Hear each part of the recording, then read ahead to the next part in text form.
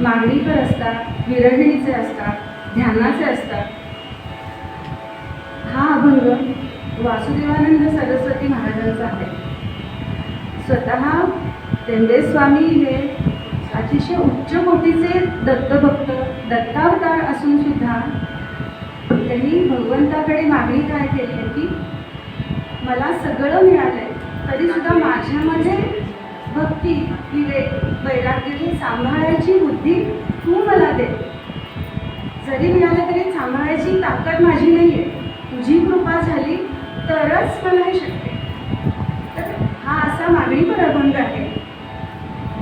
भगवंताकडून काय मागायचं ह्याच्यामध्ये हा विषय आहे. काय होतं, माणसं शक्यतो परमार्थाकडे वळत नाही. वळाली तर साधना, गुरूंनी दिलेले काही उपासना करत नाही. अगदी केलीच आणि देव प्रसन्नच झाला. शक्यतो प्रसन्न होतच नाही देव, फार अवघड आहे ते. त्याला खूप साधना, खूप तपश्चर्या लागते, सातत्य लागतं. पण जर झालाच तर त्याच्याकडे काय मागावं हे समजत नाही. जन्मोजन्मी आपल्याला ती बुद्धी होत नाही की नक्की काय मागावं. छोटी गोष्ट आहे, आपण सत्यनारायणाची पूजा करतो, किती खर्च येतो? 1000-1200 टाका. पण त्यानंतर आपण मागतो काय? केवढी रेंज, रूपम देवी शयन देवी यशो देवी किशोचरी पुत्रां देवी धनं देवी सर्वकामांश्च देवी. त्यांनी एवढ्याशा उपासनेवर तिने काय काय द्यावं तुम्हाला? एवढं सगळं, त्याला फार मोठी उपासना लागते. तर भगवंताकडे काय मागायचं त्याची बुद्धी पण आपल्याला चांगली असली पाहिजे. एका गावात हरिदास बुवांचं कीर्तन चालू होतं. जुन्या काळातली गोष्ट आहे की त्यावेळेला चातुर्मासभर एक बुवा कीर्तन करायचं. एकेका शब्दाचे 3-3, 4-4 अर्थ सांगायचे. कारण थोडा वेळ असायचा ऐकणाऱ्यांना पण आणि सांगणाऱ्यांना पण. तर 4 महिने कीर्तन करायची म्हणजे ती निवांत व्हायची. तर असं कीर्तन चालू होतं. 500-600 लोकांचा जमाव समोर आहे. तर संध्याकाळची वेळ होती. तर त्या राज्याचा राजा देश पालटून सगळी खबरबात घ्यायला हिंडत होता. त्यांनी बघितलं की अरे वा, एवढी गर्दी आहे, म्हणजे रसाळ कीर्तन आहे. त्यांनी बाहेरून ऐकलं. तो बाहेरून तसाच गेला. गेल्यानंतर 2 शिपाई आणि 1 मेणा पाठवला त्या गावात जिथे कीर्तन चालू होतं. तर ते म्हणजे बुवांना घेऊन या मेण्यात घालून. शिपाई त्यांना काही माहीत नाही का बोलवलं आहे काय. ते बुवा कुठे आहे? तो बुवा घाबरला. काय चूक झाली? राजाने बोलवले दरबारात तुम्हाला. मेण्यात टाकलं, दरबारात घेऊन आले. सगळी मंडळी उभी राहिली. कोण आहे एवढं की मेणा पाठवून बोलून घेतलं? तर राजा म्हणाला, बुवा तुमचं कीर्तन ऐकलं मी, खूप रसाळ झालंय, छान झालं कीर्तन. तुम्हाला काय पाहिजे ते मागा, लगेच देतो. तर बुवा ऑलरेडी घाबरलेले होते. काय मला सुचे ना त्यांना. ते म्हणाले, मी तुम्हाला 2 प्रश्न विचारतो. ऋषी अरण्यात काय करतात? दुसरा प्रश्न, पिंजऱ्यात कोण राहतं? सगळे विचारतात, ही काय पद्धत आहे मागायची? तर काय कुणाला सुचे ना. ते म्हणे की बुवा तुम्हीच उत्तर द्या, आम्हाला काही सुचत नाही आहे. बुवा म्हणाले, ऋषी अरण्यात तप करतात आणि पिंजऱ्यात कोण राहतं? पोपट, कीर म्हणजे पोपट. माझ्याकडे ना फक्त डबी आहे मोकळी, तुम्ही मला तपकीर द्या. तर ही अशी बुद्धी आहे. राजा प्रसन्न झाला आहे, काही पोटापाण्याचं धन दौलत मागावी, पण याने काय मागितलं? तपकीर. ही असं असतं की भगवंत प्रसन्न झाला तरी काय मागावं ही बुद्धी योग्य वेळी सुचणं हे सुद्धा वेगळी गोष्ट आहे. दुसरं उदाहरण असं की कुरुंदवाड संस्थानमध्ये एक सरस्वती नावाची एक गणिका होती. ती तिच्या मैत्रिणीबरोबर कधी कधी वाडीला दर्शनाला जायची. त्यावेळेला तिथे वासुदेवानंद सरस्वती महाराज आलेले होते वाडीमध्ये. आणि ती टेंबे स्वामींचं कसं होतं ते भक्तांशी बोलता बोलता एकदम ध्यानावस्थेत जायचे. आणि ते सगळे समोर भक्त बसलेले तसेच असायचे. आणि ती सरस्वती त्यांच्या अगदी समोर बसली होती. तर स्वामी ध्यानातनं बाहेर आले आणि डोळे उघडले, पहिली दृष्टी पडली सरस्वतीवरती. तर म्हणाले, तिने नमस्कार केला, घराला अश्रू व्हायला लागले. पण कृपा आहे हो, टेंबे स्वामी सारख्या माणसाने डोळे उघडून दृष्टिक्षेप टाकला, ही सुद्धा मोठी कृपा आहे. तर ते म्हणाले की बोला बाई, काय देऊ, काय हवं आहे? तर त्यांनी विचारलं, पादुकांना नमस्कार करून आलात का? त्या म्हणला, नाही, तेवढं सोडून बाकी सगळं करते मी.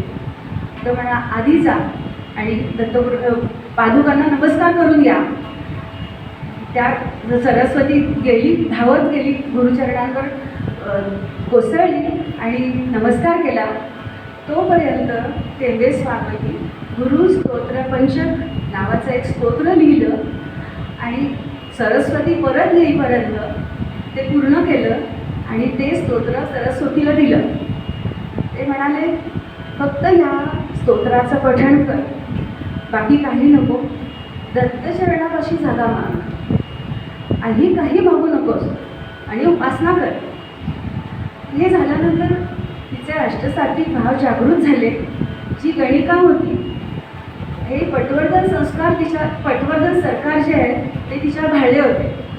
ते अशी ती गणिका होती, सरकारांची गणिका, श्रीमंत असणार, पण तरीही हे सगळे आई भोग सोडून ती चरणाशी लीन झाली. ती मैत्रीण आली बरोबरची, सरस्वती येतेस ना, परत जायचं आपल्याला. सरस्वती म्हणाली, तुझ्याबरोबर जी सरस्वती आली ती ना, ती मेली. आता माझा दुसरा जन्म झालाय. आता मला जी दत्तचरणांचं जी जागा मिळाली आहे, आता मी माझं उर्वरित सगळं देहेंद्रिय मन प्राण सगळं मी इथे अर्पण करणार आहे. मी इथेच राहणार आहे का कायमची. मैत्रीण परत गेली. त्या सरस्वतीबाई तेंबे स्वामीची जी करुणातिपदी आहे, शांत हो श्री गुरुदत्ता मम चित्ता शमवी आता.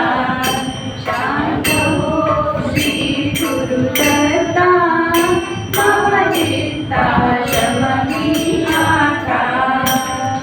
तर ही सगळी हे वर सरस्वतीबाई तंबोरा घेऊन वाडीच्या दक्षिण द्वारात साधना करायच्या आणि तिथेच त्यांना गती मिळाली. त्यांची जी कुगती होती, आयुष्यभर त्यांनी जे काय काम केलं त्याचं रूपांतर सुगतीमध्ये झालं. तर ह्याचं कारण काय, फक्त क्षणभर टेंबे स्वामींचं जे दृष्टिक्षेप तिच्यावर पडला त्याची कृपा म्हणून तिचं पूर्ण आयुष्यच बदलून गेलं. तर अशा पद्धतीने तिचं आयुष्याचं सार्थक झालं. कारण दत्त संप्रदायात संगीताला फार महत्त्व आहे. तर संगीतामधनं तुम्ही गुरुचरणांपर्यंत पोहोचू शकता आणि आपल्या कीर्तनामध्ये संगीत सेवा ही होतेच. त्यामुळं आपली जी इष्टदेवता आहे त्यापर्यंत आपल्याला पोचता येतं. फक्त त्याच्यामध्ये आपली भक्ती हवी, भाव हवा. तर भगवंताकडं काय मागावं ह्याचं हे दुसरं चांगलं उदाहरण आहे. तर आपण मूळ पदात टेंबे स्वामी म्हणाले की दत्ता मजला प्रसन्न होती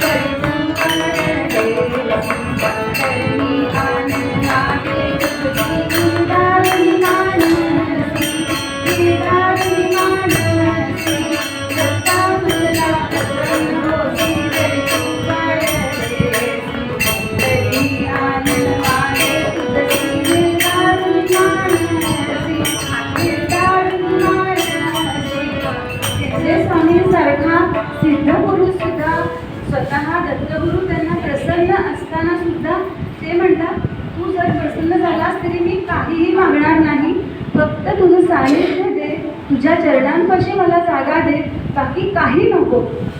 जे तुम्ही धन दौलत मागाल ते नश्वर आहे, कधी कधी संपणारी आहे, पण भक्तीने तुमचं जे काय कल्याण होईल त्याला ते कधीच संपणारं नाही आहे.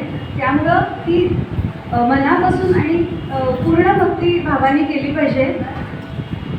टेंबे स्वामी जर असं म्हणत असतील तर आपणही काही मागायला नको. निष्काम भक्ती केली तरच ती रुजू होते सेवा म्हणून.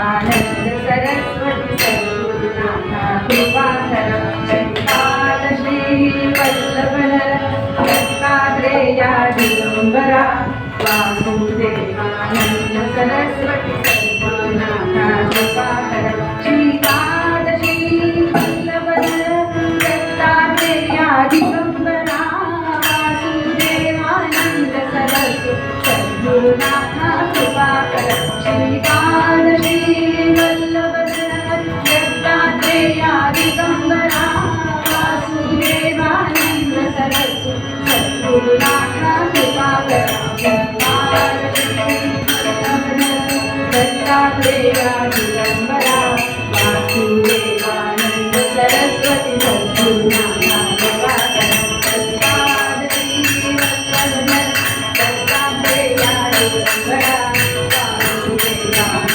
सरस्वती सद्गुरुनाथा कृपाकर अमृत चिंतन श्री गुरुदेव दत्त श्री प्रभु रामचंद्र महाराज की जय समर्थ सद्गुरु रामदास स्वामी महाराज की जय समर्थ सद्गुरु प्रेरणा स्वामी महाराज की जय शक्तिपात गुरु परम पूज्य नारायण काका टेकरे महाराज की जय कीर्तन गुरु सद्गुरु कौस्तुभ स्वामी महाराज की जय नर्मदा मैया की जय जय जय रघुवीर समर्था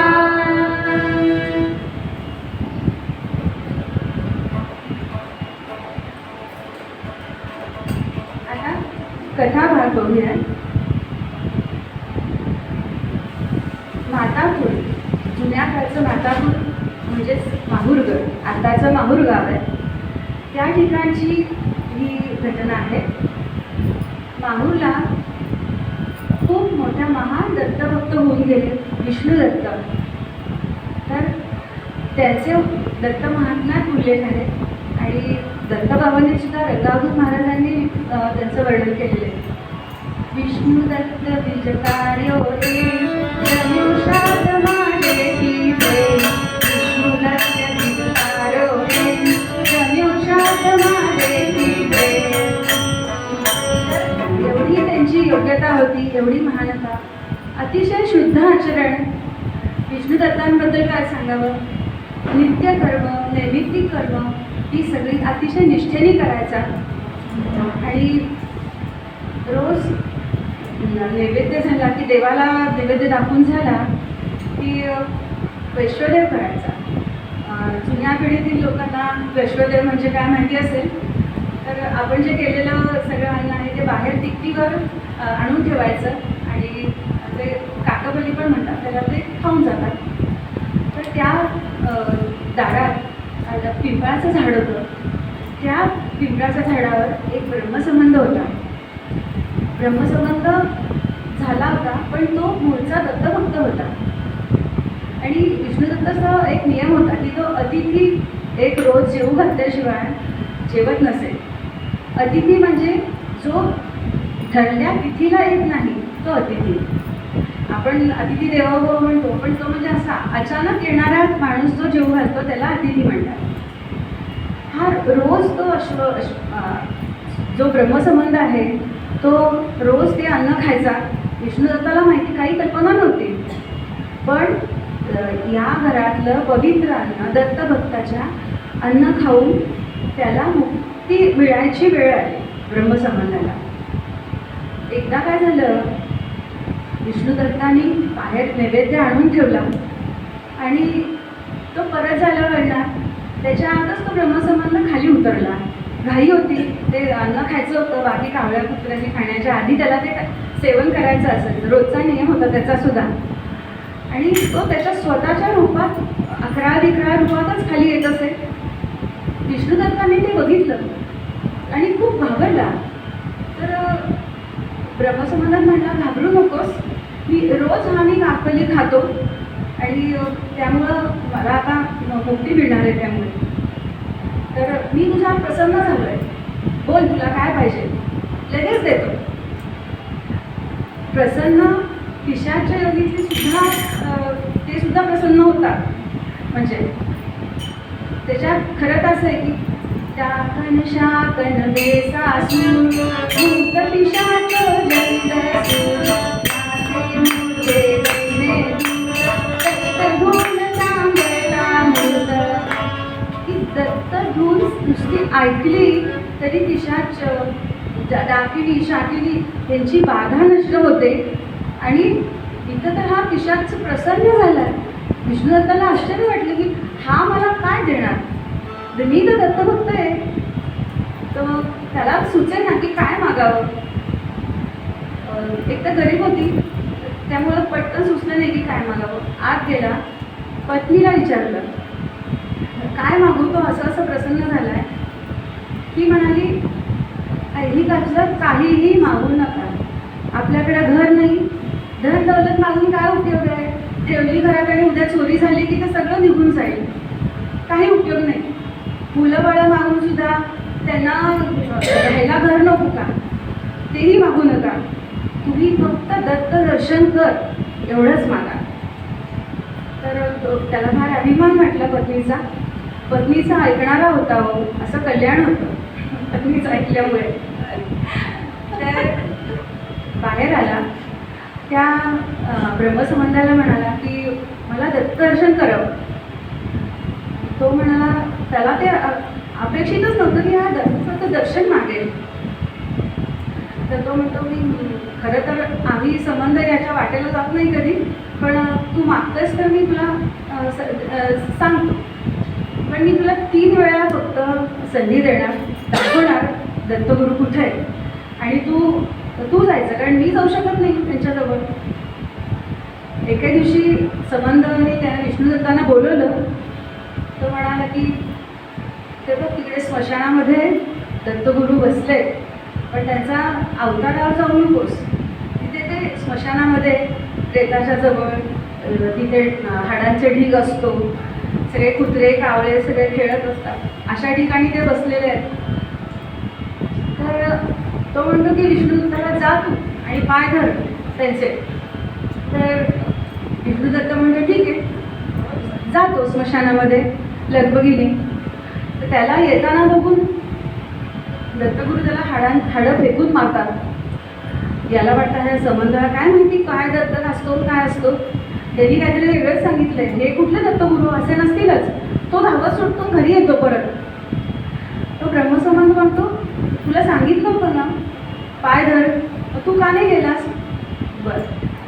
परत काही दिवस असे जातात. मग त्या गावामध्ये मद्यालय बार थोडक्यात असतातच. पूर्वीपासूनच ही पद्धत आहे.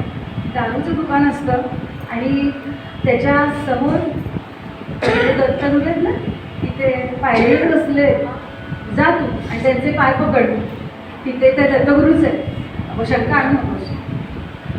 विष्णुदत्त जातो, बाजारात फिरतो. इतका तो दत्तभक्त म्हणून विद्वान म्हणून आहे, सगळे लोक ओळखतात. तो जातो हळूहळू, दिसतो त्याला अतिशय भिकाऱ्याचं रूप घेतलंय, दुर्गंधीयुक्त आहे, केस विसरलेले नाही, माशा घोंगावत आहेत, अशा रूपात तिथे बसलेला आहे माणूस, त्याला दिसतो. तिथे जवळ जातो, पण त्याला वाटतं ह्या जर माणसाचे मी पाय धरले लोक काय म्हणतील, त्या संबंधाला थोडंच दत्त करणार आहे, त्यांनी मला काहीतरी सांगितलंय, मी नाही भरणार पाय याचे. असा विकल्प मनात आल्याबरोबर दत्तगुरू अंतर्धान पावतात. दुसरी संधी जाते विष्णुदत्ताची. तो परत घरी येतो. ब्रह्मसंबंध त्याला रागावतो, मी तुला 2दा तुला संधी दिली, तुझा विश्वास कसा बसत नाहीये. आता एकच संधी शेवटची, आता जर का तू नाही ऐकलंस तर तुला परत मिळणार नाही. परत असेच स्मशानात दत्तगुरू बसले त्याच रूपात. ते म्हणे की तू जा, त्यांचे पाय धर, आणि त्यांनी जर विचारलं तू का आलायस, तर असं सांग की श्राद्धाचं आमंत्रण द्यायला आलं, क्षण द्यावया आलो, असं वर्णन आहे ते. तर श्राद्धाचं आमंत्रण द्यायला आलोय असं तो तुला सांग. त्यात ब्रह्मसंबंधाचा स्वार्थ होता. कारण दत्तांच्या उच्चिष्टाचं एकशीक जरी त्याला मिळालं असतं तरी त्याला मुक्ती मिळणार होती ना. त्यामुळे त्यांनी स्वार्थ बघितला पण मागणी बघितला. इष्टदत्ताचाही कसा त्याचा फायदा पण कसा होईल हे बघितलं. महान दत्तभक्त आहे. हा दत्तदर्शन होणं म्हणजे ही काय साधी बाब नव्हे. विष्णुदत्त कसाही घाबरत घाबरत गेला. परत तोच अनुभव आला. दत्तगुरूंनी मारायला सुरुवात केली तरी त्याने पाय पकडले तसेच. तो म्हणतो तुला काय पाहिजे, का आलास माझ्याकडे? तो म्हणतो की तुम्ही माझ्याकडे जेवायला या. माझ्या घरी आज श्राद्ध आहे माझ्या वाडवडिलांचं. मी तुम्हाला आमंत्रण द्यायला आलो आहे. तर ते म्हणाले की मी येईन पण पंक्ती योग्य ब्राह्मण असल्याशिवाय मी जेवणार नाही, हे लक्षात ठेवा. पंक्ती योग्य म्हणजे माझ्या तोडीचा, हलकाही चालणार नाही, फार उच्चही चालणार नाही, माझ्या योग्य पंक्ती योग्य ब्राह्मण असला पाहिजे. तो म्हणला हो मी बोलवतो सगळ्यांना, तुम्ही या 12-1 वाजता या. हा धावत घरी आला. पत्नीला सांगितलं दत्तगुरू जेवायला येणार आहेत आपल्याकडे, स्वयंपाकाला लाग. तिने खूप आनंदाने सगळा स्वयंपाक केला. सगळा व्यवस्थित श्राद्धाचा वेगळा जो असतो तो सगळा स्वयंपाक केला. 12 वाजता आले दत्तगुरू आले. दत्तगुरू आले, आसन दिलं बसायला. त्या घराचं केवढं भाग्य. आपलं आराध्य दैवत आपल्या घरात पाय लागले ह्याच्यापेक्षा काही मोठं भाग्य नाही आहे. आसन दिलं. दत्तगुरू म्हणाले 3 ब्राह्मण लागतात श्राद्धाला, अजून 2 कुठे आहेत? ते म्हणे येत आहेत. आत गेला. पत्नीला म्हणाला आता काय करायचं, कुठून आणायचे आई वेळा ब्राह्मण? ती म्हणाली तुम्ही रोज संध्या करता ना, सूर्यनारायणाला अर्घ्य देता, मग तेवढा तुम्हाला अधिकार आहे. जा अंगणात आणि बोलवा सूर्यनारायणाला. बाहेर आला आणि सूर्यनारायणकडे बघून हात जोडले. तो म्हणे तुम्ही माझी लाज राखा, आज दत्तगुरूंच्या बरोबर तुम्ही विप्रवेश घरून घेऊन या, माझ्या घरी जेवायला या. तर ते म्हणाले ठीक आहे येतोच. आणि लगेच आलेच ते दत्तगुरूंच्या शेजारी, त्यांचंही आसन मांडलं. मग ते अजून एक ब्राह्मण लागेल, आता कुणाला बोलवावं? पत्नी बुद्धिमान होतीच. रोज चुलीला चुली कोतऱ्या करायची, अग्निदेवतेची पूर्वी पूजा करून मग अग्नी पेटवायचा. तर अग्नीला गृहपते असंही नाव आहे. कारण त्याच्यावर शिजवलेल्या अन्नानेच तर सगळं घर चालतं, सगळ्यांची पोट भरतं. आपण हवन करतो, त्याच्यात पण तुना शिजवलेला भात आपण त्याच्याने हवन करतो. तर त्या अग्नीवरच सगळं असतं आपल्या घरातलं नैवेद्य वैश्वदेव. तर तिने अग्निदेवताला प्रार्थना केली की हे गृहपते, मी तुझ्यावर रोज मी स्वयंपाक करते, तुझ्या मदतीशिवाय तृप्तता येत नाही माझ्या घरी येणाऱ्या लोकांना. तर तू कृपा करून तू ब्राह्मणाचा वेश घेऊन जेवायला ये. आज 1 ब्राह्मण यायचा आहे, नाही तर दत्तगुरू परत जातील. आज आमचेही पितर तृप्त होतील, तू कृपा करून तू ये. तर त्यांनी ऐकलं. काय ताकद होती त्यांच्या दत्तभक्तीची बघा. अग्निदेवता पण ब्राह्मणाचं रूप घेऊन त्यांच्या घरी आले. 3 ब्राह्मण झाले. सगळ्यांनी जेवण केलं व्यवस्थित. तर अग्निदेवतेने सगळ्यांनी काही वर दिला. भाग्य संपदा दे अग्नी. त्यांना सगळं भाग्य दिलं विष्णुदत्त आणि तिच्या पत्नीला. आणि मग भरभराट झालीच त्याच्यामुळं. सूर्यनारायणाने काय दिलं? इच्छित स्थळी नेणारं विमान दिलं विष्णुदत्ताला. केवढी मोठी भेट आहे. कुठेही जा तू, इच्छित स्थळी नेणारं विमान दिलं. दत्तगुरूंच्या चरणावर कोसळला. त्यांनी विचारलं काय पाहिजे? तो म्हणाला दत्त दिगंबर दैवत माझे, दत्त दिगंबर दैवत माझे, हृदयी माझ्या नित्य विराजे, दत्त दिगंबर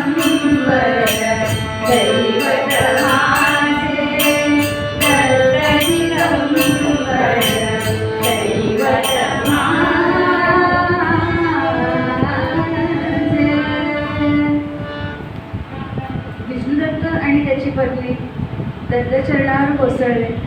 फक्त तुमच्या चरणाची जागा द्या, अखंड भक्ती आमच्या हातून तुमची घडू दे, एवढंच मागणं मागितलं.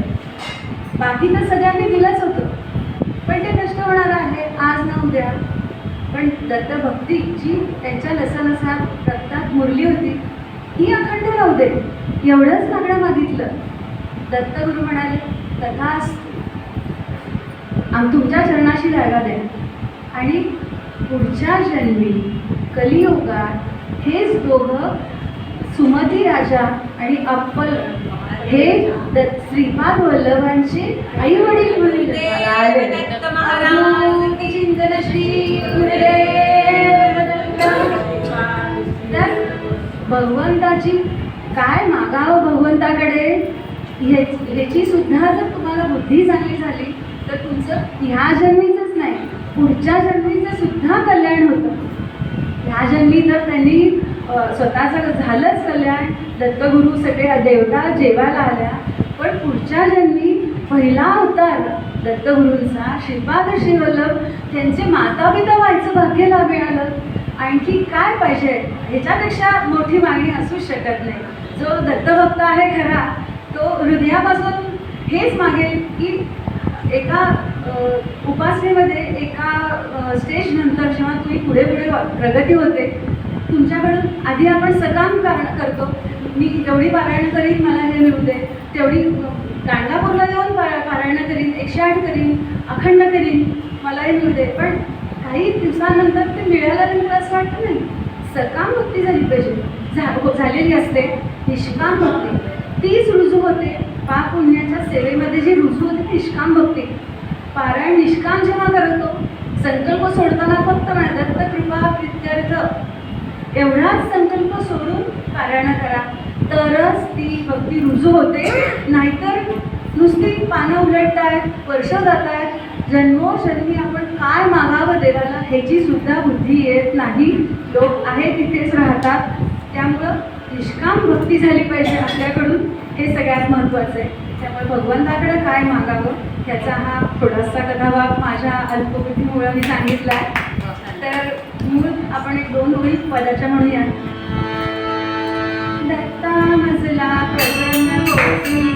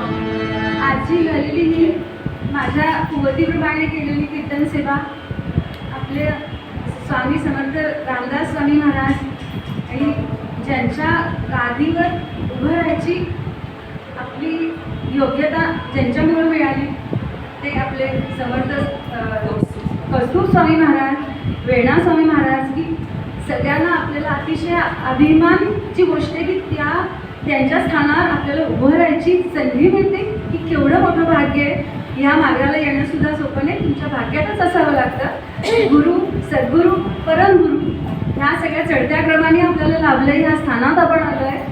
तर त्याबद्दल ही शरण सेवा अत्रिपुत्र दत्तात्रयाच्या चरणी अर्पण करते. गुरुदेव दत्त.